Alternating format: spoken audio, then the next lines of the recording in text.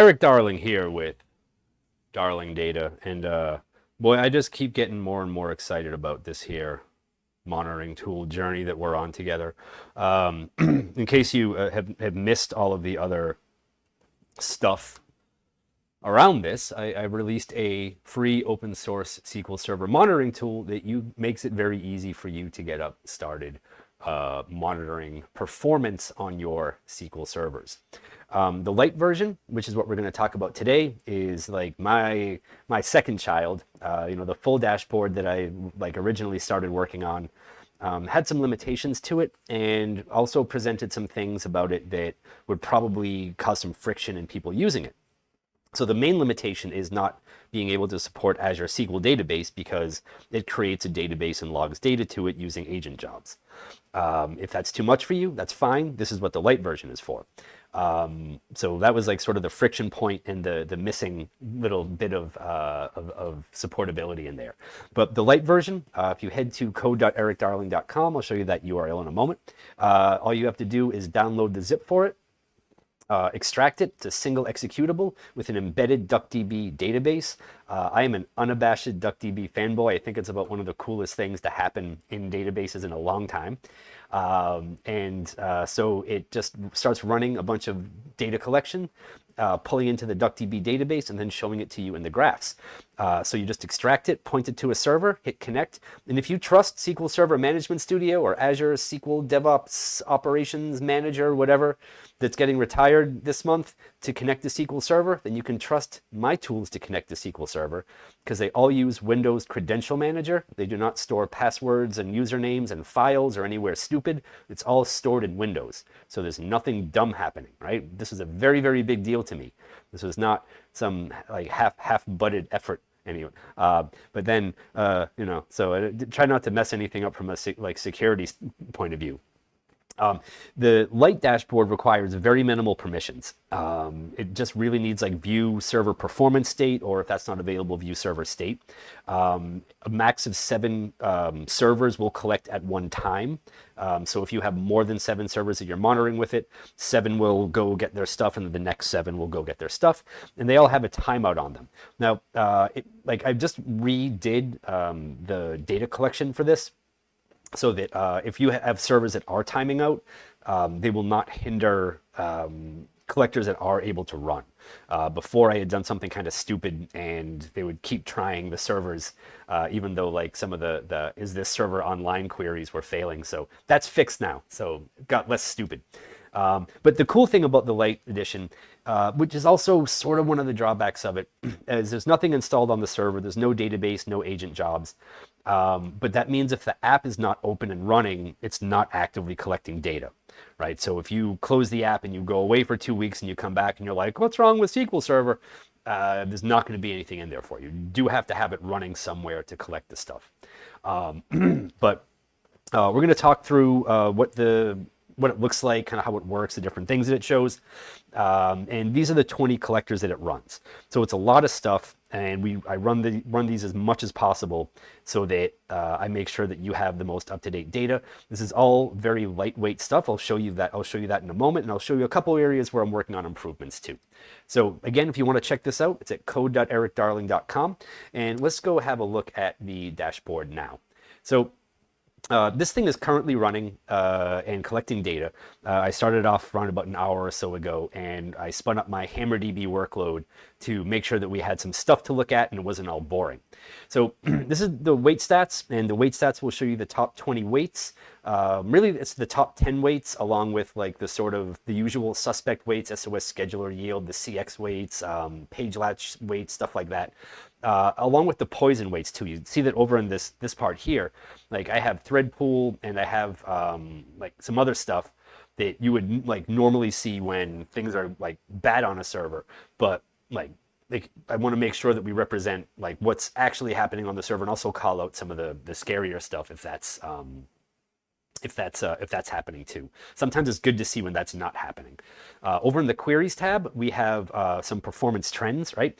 So these are graphs that tell you like what was going on a server. The query store one looks a little flat because I didn't turn on query store, and the TPC databases that the workload's running in. So that one looks a little dull, but all the rest of these are very interesting. This is query executions, that's procedure duration, that's query duration.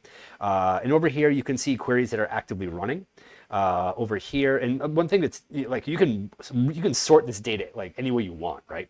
So like if you wanted to sort by like I don't know, like CPU, right? You can change the way that the data is sorted and get stuff that has the highest CPU, and you can also filter. So if you wanted to get rid of stuff that like is greater than 0 CPU, you can do that too.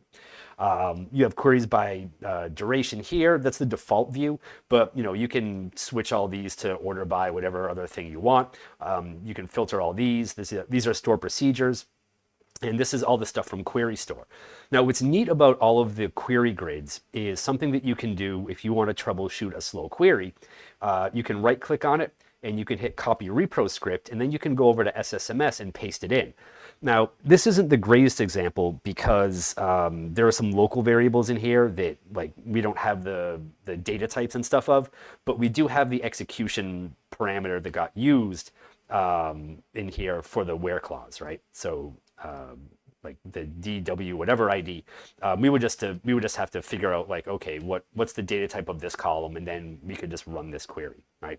So it does warn you about that up at the top too, right? So like, but other than that, it'll give you everything you need to reproduce a query, just copying and pasting it.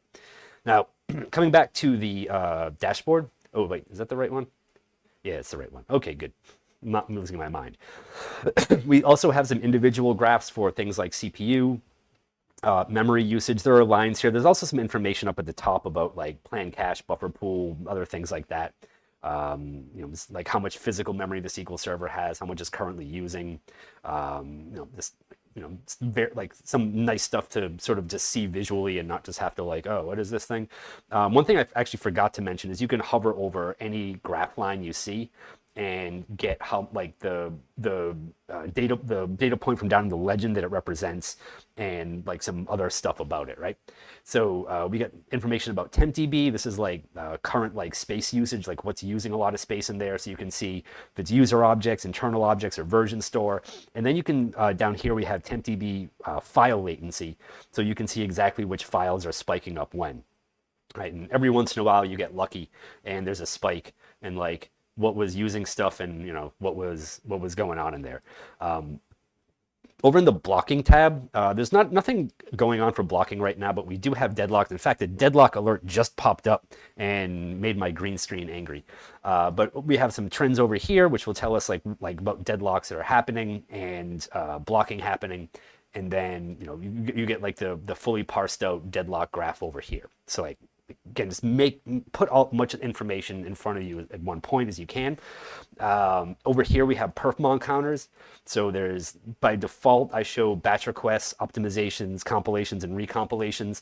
So that's usually the stuff that I eyeball first on a server. So, but you can click in any one of these and add a new line to it.